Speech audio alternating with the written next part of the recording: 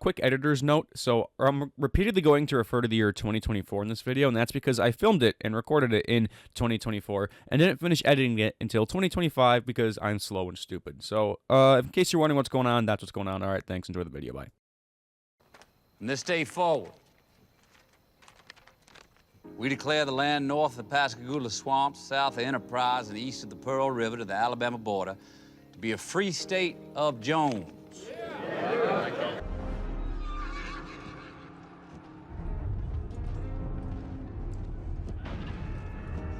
A lot of movies have a focus on freedom in some capacity, but not a lot of movies that are about freedom actually dive into what freedom actually means, either in the context of just that film or kind of in general. And I also want to make it clear that I know that each country and culture has a different view of what freedom actually is, but I'm going to be mostly focusing on kind of like the United States perspective, specifically because Hollywood has a fascination with freedom and great men who champion freedom, and usually looks at that through the lens of like American exceptionalism, even if it's about a figure who is not American, such as William Wallace in Mel Gibson's movie Braveheart. I am William Wallace. And I think a reason that a lot of films, despite focusing on freedom, fail to actually define what freedom is because they make the struggle for freedom fairly abstract. Characters are usually like independent, sad people just trying to live their lives who end up having to topple an authoritarian rule against their will, even though they don't want to. Why should I trade one tyrant 3,000 miles away for 3,000 tyrants 1 mile away? So generally the characters are at best driven by a kind of personal vengeance that doesn't really reflect a wider systemic issue or provide a real definition of what freedom is. In most of these movies like The Hunger Games, Braveheart, The Patriot, Gladiator, freedom is just the main character basically getting to live their lives free of the government killing or raping their wife or children or whatever. And I get that, like that's cool. That is an aspect of freedom that everybody should enjoy, and I understand that there's an historical basis for that. But when you're trying to make a film which has a conversation about freedom, particularly in 2024, I feel that is like the most shallow and boring example of what freedom is or can or should actually mean. Because by the time you're at the point where the government is instituting laws that allows the king to come have sex with your wife on her wedding day, something has already gone very, very wrong in the fact that there is clearly not an agreed upon social contract about what freedom actually is or means, and a lot of films are not interested in having a conversation about the lead up to what that freedom is, and instead just show you like, oh yeah, freedom is not having your wife get raped by the king. So what do I mean by this? For example, in Gladiator, we have our main character, Maximus Decimus Meridius. He's a general of Rome, right? And he is like totally cool with Rome for like the beginning of the movie. He's fine battling the barbarian horde and killing people and simping for the emperor Marcus Aurelius. Like it's fine. I know that he's got some like minor misgivings and such, but my point is that Maximus is a huge part of the system. And yes, there are conversations between he and Marcus Aurelius about wanting to make Rome better. Marcus Aurelius is always talking about this dream that is Rome and improving Rome and his books and all these things. But the film never really explores how. Never really explores who Rome is going to be better for. Is it just better for the people in general? For the gladiators? For the soldiers? For the Senate? Does the rising tide lift all boats? We don't know. And I realize that I am somewhat nitpicking here. The film was not about Marcus Aurelius, and he's not in the movie for very long. And the film is not trying to be necessarily complex social commentary, and I get that. But I think that looking at it through the lens of Maximus's character arc, which is dedicated to freedom, the fact that the film never really chooses to address these things shows that there isn't really a coherent argument that is trying to make about what freedom is and who that freedom should apply to. For example, again, as for Maximus, he directly benefits from Rome and its system of atrocities that Marcus Aurelius is trying to, or claiming that he is trying to, change. Maximus has a lot of money, he's got a nice estate, he's got horses, he's got a hot wife, all these things because of his service to Rome, which the film identifies as having been broken. But Maximus doesn't really think about these issues or the problems of Rome, nor does Marcus Aurelius until something bad happens to them. Despite being a so-called good man, Marcus Aurelius is participating in a bad and corrupt and evil system and raises a son who is even worse than that system, so how good he is for the people of Rome does not logically matter. He had his whole life and power and did nothing with it until the final moments when he, well, died. And again, to be clear, in this case, I'm talking specifically about the film's depiction of Marcus Aurelius, not the actual historical figure. None of the historical figures in this case are really relevant at all because Gladiator treats them as comic book characters as best. Which brings me back to Maximus, who was thrown into the arena because of the system of Rome, where people who don't fit in for whatever reason are punished and used as fodder for the rich. Maximus does not give a shit about any of the gladiators until, my wife was killed, and now I am a gladiator. Maximus fights for freedom after his wife is killed, but like, freedom for who? Basically, it's freedom for himself. His goal is not to end the games or to topple Rome. He has a bone to pick with Commodus, who, yes, represents the entire Roman Empire, but Maximus doesn't have a plan or a goal or a vision to free and uplift everyone. The guys around him are basically just there to help him look cool. And then at the end of the movie, after fighting Commodus and killing him in the arena and inspiring all the soldiers around him, Maximus still just dies. The only thing that he is free of is his life. Everything else is still the same. Yeah, his gladiator buddies get to carry him out and Commodus is dead, but it doesn't matter. The next day, they are still going to be gladiators. And yes, you can win your freedom, but that's bullshit. In a truly free society, of course, you would not have to fight many people to the death in order to be free. And again, the film doesn't even define what that free is. Is that free to own land? Is that free to be a Roman citizen? Can you be in the Senate now? Do you have equal protection under the law? Film was not clear. And again, I realize that I'm looking at this through a specifically 2024 presentist American perspective, and that doesn't totally apply to Roman politics of the era. But once more, we're focusing on these films, not on the actual historical worlds that they're set in. And now this all brings me into Gladiator 2. And to be clear, I like both Gladiator and Gladiator 2. I know it's the cool thing to hate on Gladiator 2, especially because it has a black person in it. But I like Gladiator 2. I don't take these movies seriously as real historical epics. So anybody who is mad that Denzel Washington has an historically inaccurate accent or the trailer used No Church in the Wild is just fucking stupid. Sorry. Those aren't valid criticisms because the first Gladiator, again, is not historically accurate. Neither is this one. Neither movie cares. Ridley Scott himself does not give a shit about historical accuracy. He said that many times. And there is a conversation to be had about that. I understand that these films have somewhat of an historical responsibility. And another criticism of Gladiator 2 is that it diminishes the end of the first film and what Maximus did by just returning to the arena. And I'm yeah, correct. That's not a problem with this second movie. That's a problem with the first movie and its shallow politics and view of freedom. I don't know how anybody could walk away from the first movie and think, oh yeah, everything is just going to be cool in Rome now because one guy was liked by the crowds. The whole point of the movie is that the crowds like people until they lose. Maximus loses. Why should anybody give a shit about him going forward unless they're also a gladiator who is stuck in the shitty system? I don't know. To me, if anything, Gladiator 2 makes Maximus and the end of Gladiator 1 more worthwhile because we see the long-term effects and inspiration of what he actually did, which is generally how social change and upheaval and revolution happens. Some guy does something way over here, and then years later, you see the effects of it. So in that sense, I think that Lucius and everything he does in Gladiator 2 makes Maximus cooler because it gives it a point. And Gladiator 2 is more critical of Rome than the first movie is. It shows what Rome is capable of doing wrong because we see an actual invasion of Lucius's home and how it treats foreigners and etc. And we also have emperors who are arguably worse than Commodus. I know that they're kind of just the same thing as Commodus again, but they're two incompetent stooges who completely suck, whereas Commodus is at least somewhat capable. He's just also a selfish asshole, which these guys are as well, these brothers, but they're also just nasty, and it shows the actual corruption that we have going on in Rome, which the first film tries to do with incest, this one does with insanity.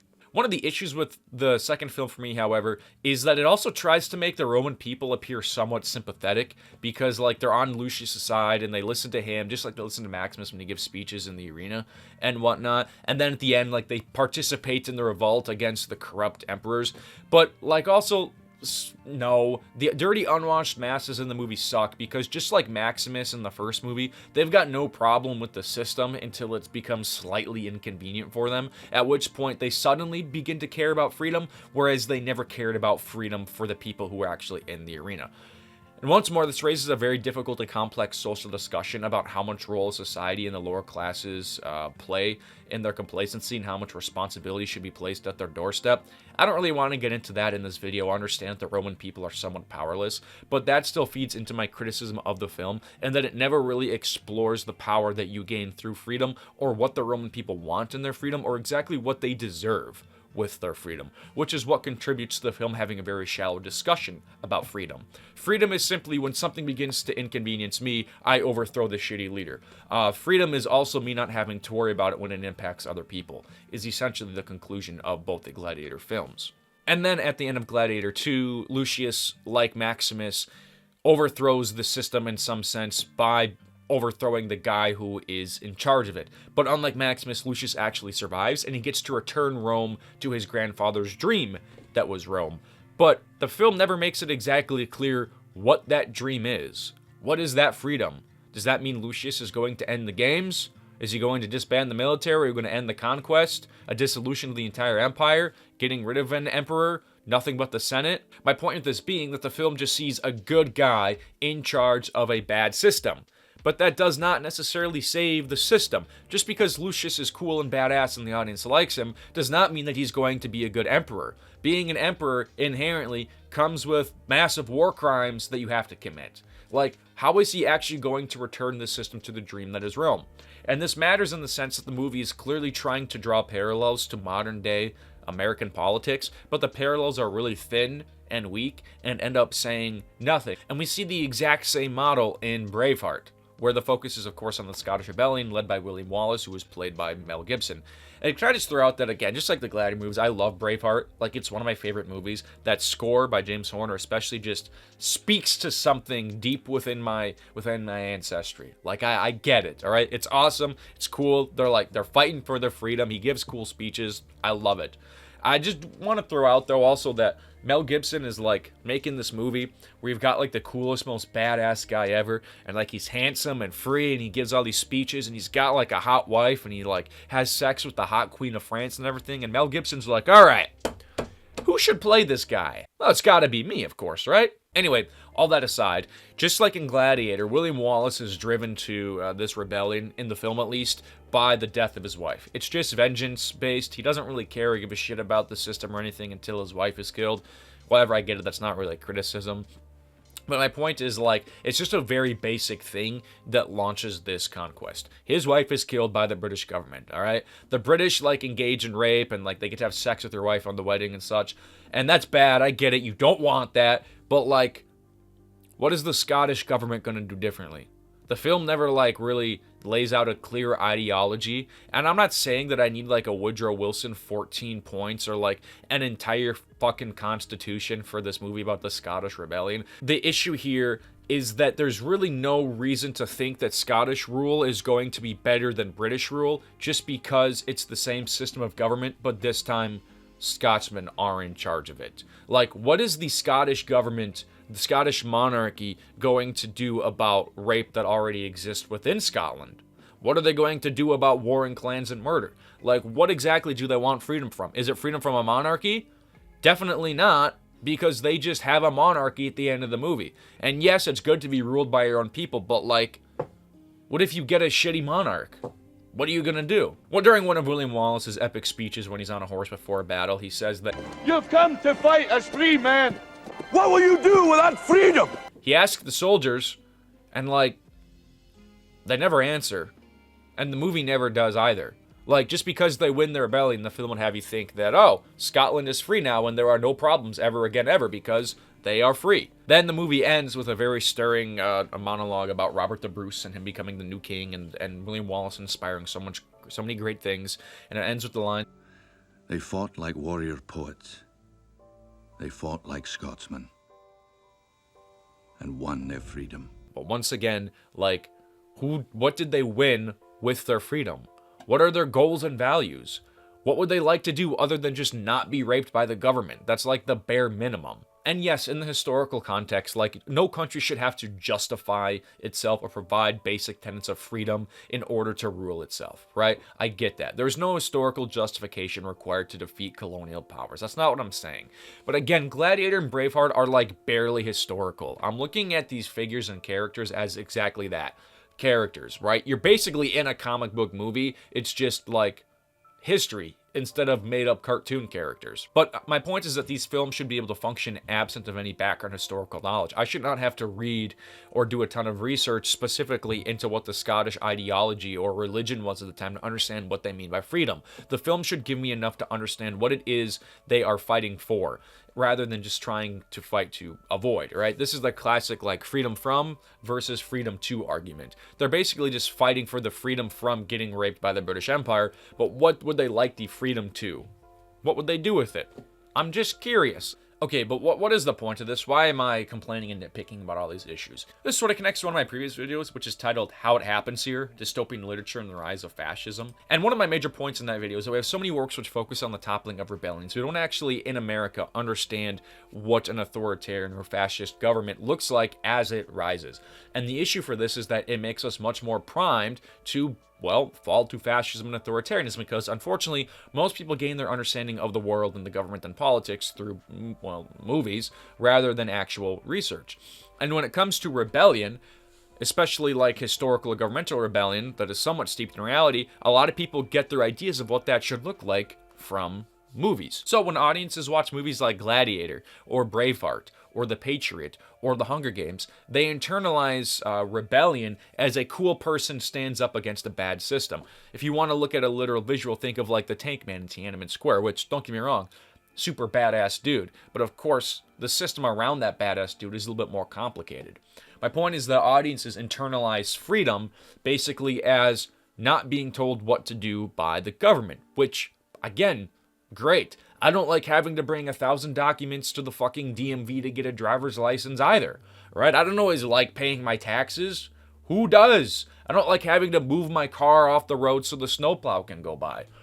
But the bottom line is that does not mean the government is going to come, like, murder me or kidnap my wife on the day of my wedding. Like, moving my van off the road so the snowplow can go by is just a basic aspect of the social contract. I live in a town, I pay taxes, I can't plow the fucking road by myself. It makes sense that I can't leave my car on the road when the snowplow has to go by.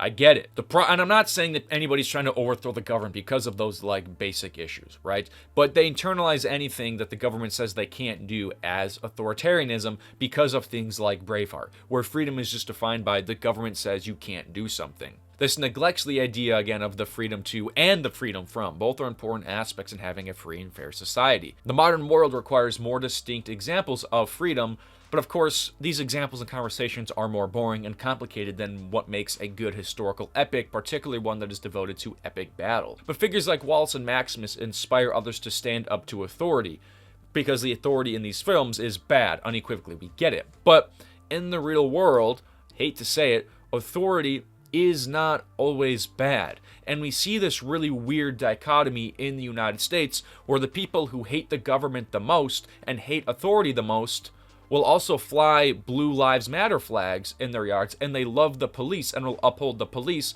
even though the police are the first line of defense against them. The police is the government's first line of defense against the people, so you can't really hate the government, but also love the police and the military. Because if you think the government is authoritarian and there to take your freedom, well, the ways they're going to do it are through the police and through the military. But of course, just like the people in Gladiator, the Roman people, we have this disconnect where it's like, oh, well, the police and the military are fine because they're protecting me from those other people who I don't think should have full freedom or have full rights, whoever that enemy ends up being. The NRA believes that America's laws should be obeyed, and we will defend the right to bear arms by any means necessary.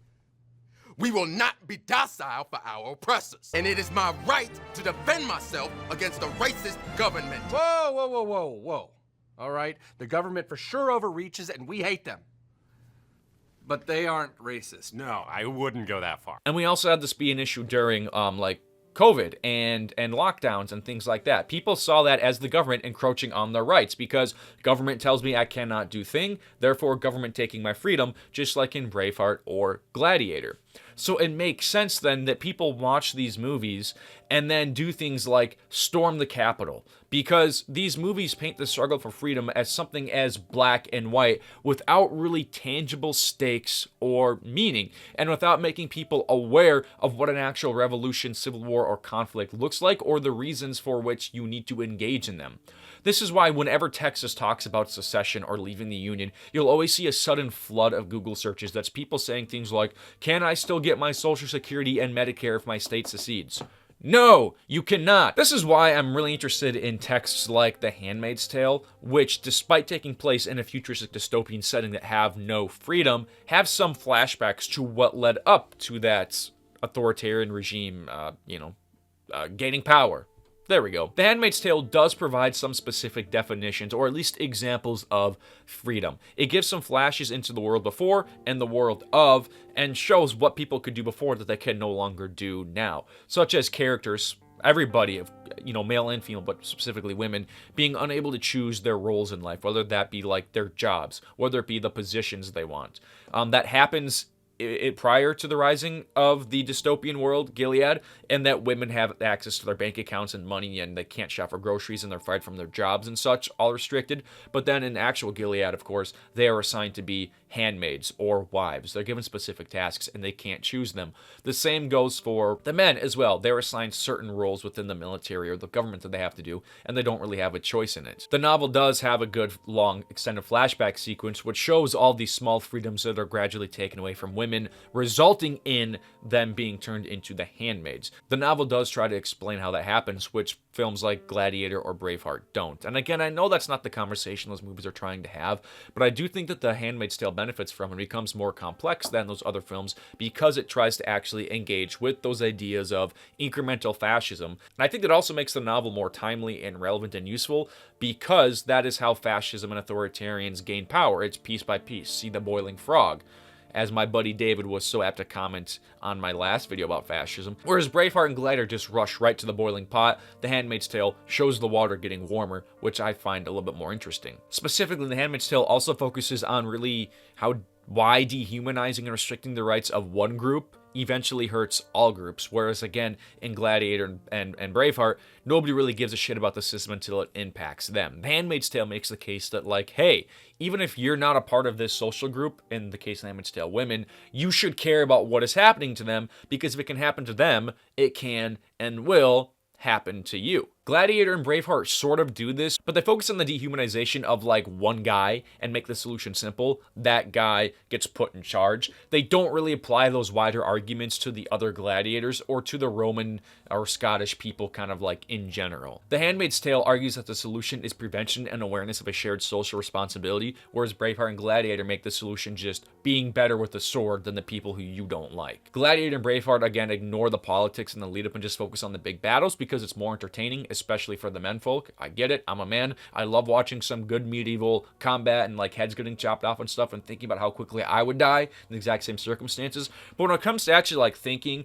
and having a social use for art, The Handmaid's Tale is, well, much more socially useful because it provides sort of like an actual map of these issues or a definition of what it is saying freedom is. The ability to exist independently of a state or independently of another person, pursue your own desires, have access to your own money and funds, own your own property, have your own children, make selections about who you do or do not marry, and not have the government force a specific religious ideology on you. Are all of those issues like abstractly present in The Patriot, in Gladiator, and in Braveheart?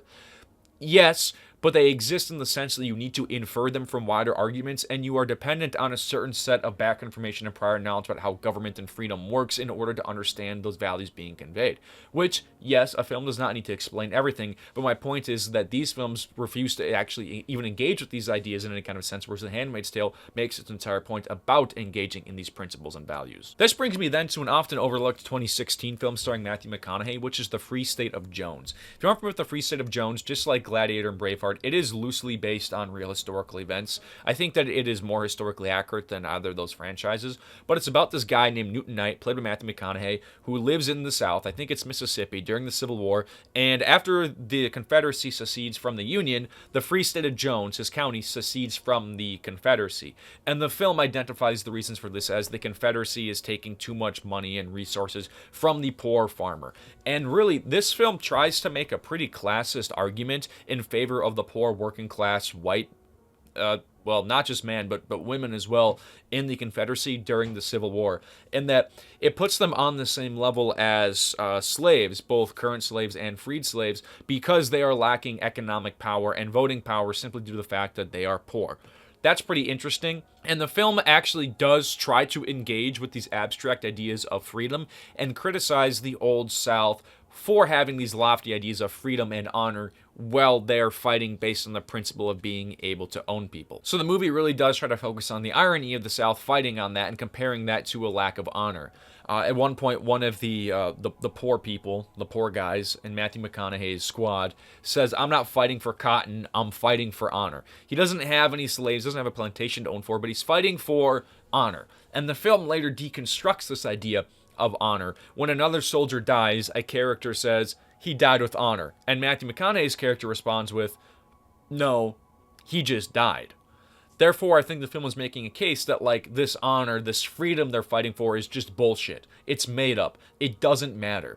And the film also drives that idea home in its opening, when we see the Confederates marching up against the Union line and just getting decimated by cannon. You really see the gory aspects of war and the point that for these poor people that don't have rights, or for these slaves or whatever, these ideas of honor and freedom are made up and useless and pointless.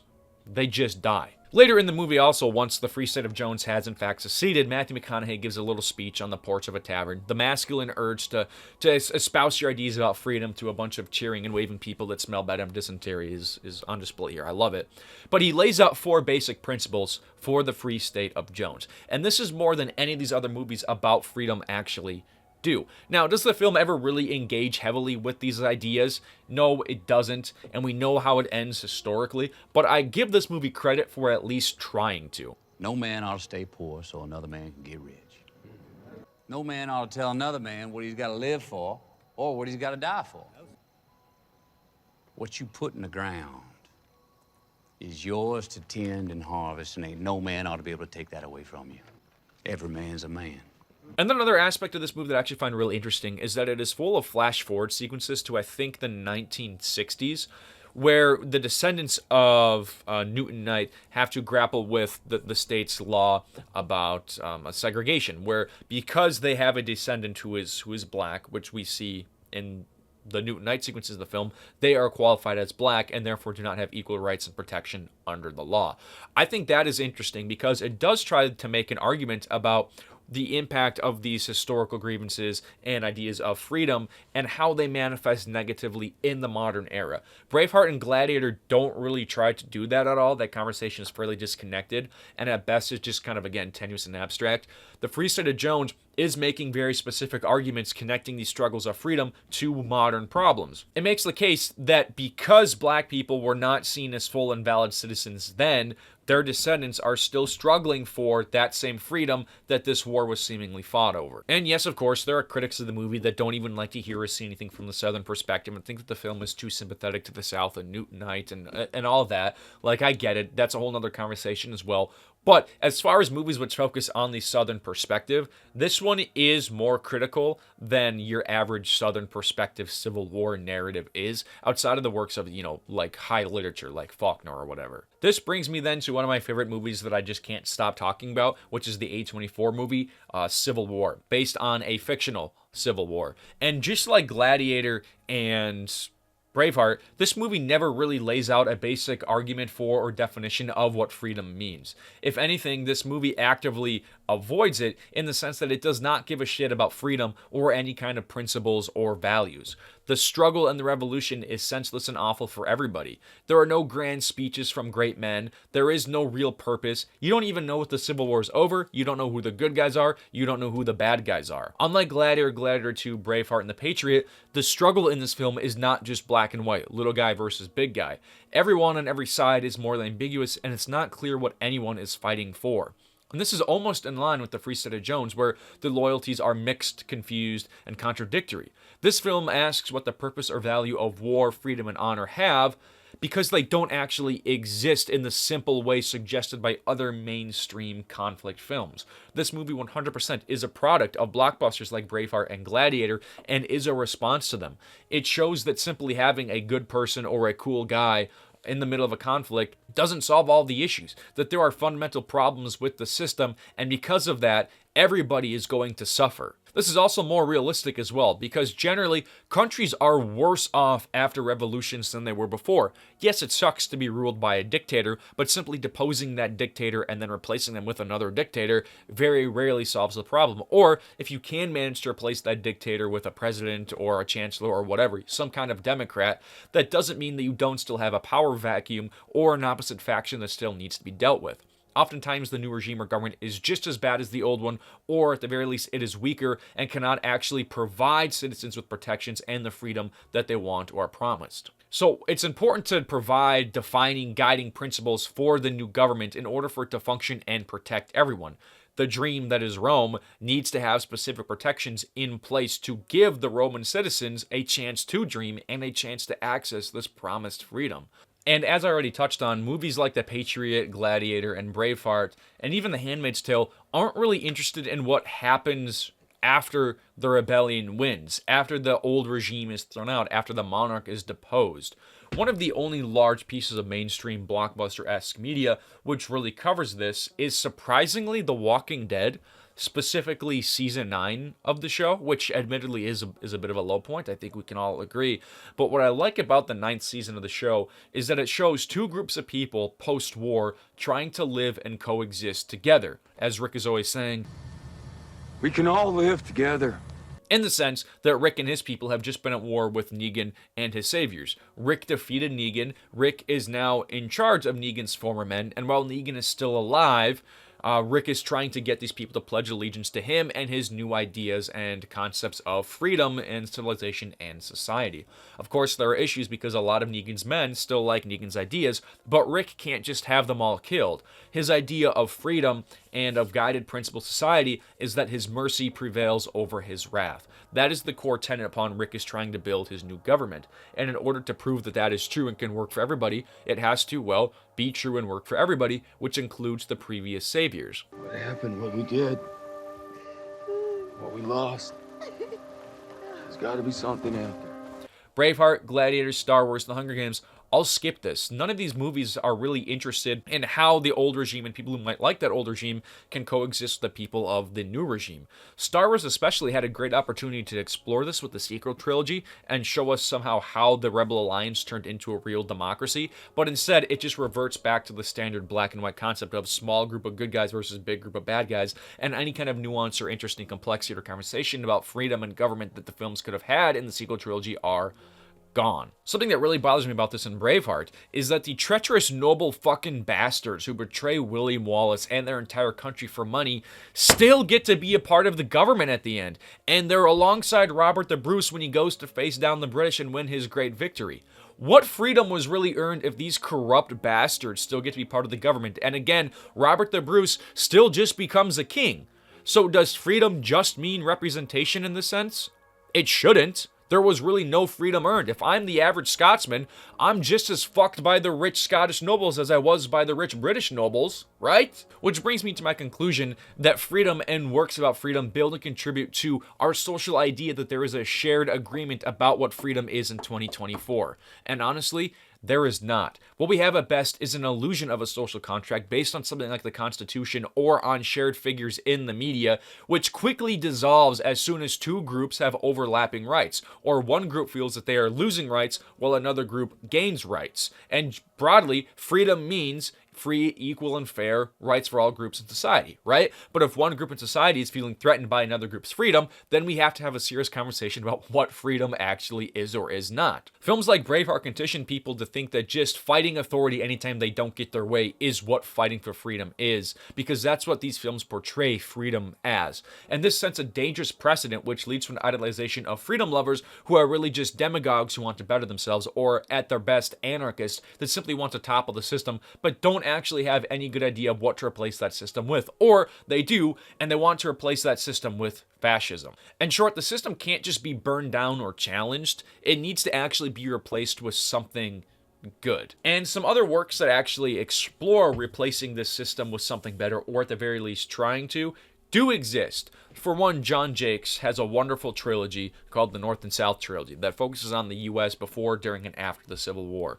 The third novel takes place during Reconstruction and is called Heaven and Hell, and focuses mostly on the South, but on some characters of the North as well, trying to put the South through, well, historical reconstruction. Of course, we know that his reconstruction did not exactly work the best, but Heaven and Hell is a work which really explores the efforts to reconstruct a society after it has been collapsed and demolished, and actually after they have failed in a revolution. Heaven and Hell and the entire North and South trilogy are also somewhat more historically accurate than something like Braveheart or Gladiator. Of course, there are still embellishments and things that are wrong, but it is a fairly complex work which I would highly recommend.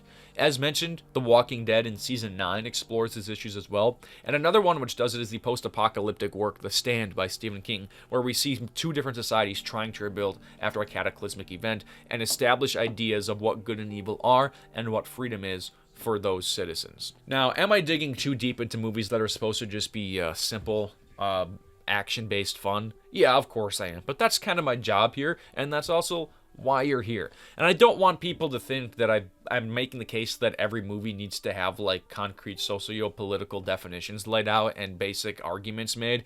I'm not. But I think that we as a society need to grapple with the fact that most of our citizens gain their understanding of freedom and government from movies like Braveheart and Gladiator. We attach freedom to a single person, a single man, and a single idea, and we see them as embodying freedom, which unfortunately is not actually accurate or reflective of the world that we live in. Freedom is a difficult, complex, and nuanced topic, which means something different to every person and every group of people. There is no shared agreement of what freedom is, and we cannot keep looking at one group gaining freedom as a result of us losing freedom. Nobody in a society is free unless everybody is equally free, which autocrats understand, and that is why they make their goal to make everybody as not free as possible except for themselves and the people they like. Freedom needs to be laid out with basic definitions and principles as equal rights for everyone, rights to make decisions without the government being involved, and a government which protects people's rights to make those decisions. Most of our blockbusters and freedom-fighting heroes never really have these conversations, and I think that we are seeing that result in how people view freedom and freedom politics in 2024. With all that said, I know I didn't really give a specific kind of answer or definition of what freedom actually is or looks like, and that's because, again, it is up to all of us as a group to decide what freedom is. So, thank you for watching. If you enjoyed this video, give it a thumbs up. If you didn't like it, give it a thumbs down. It's okay, but if you did like it, please check out some of my other videos and drop a subscribe if you're interested. All right, thanks a lot. Bye.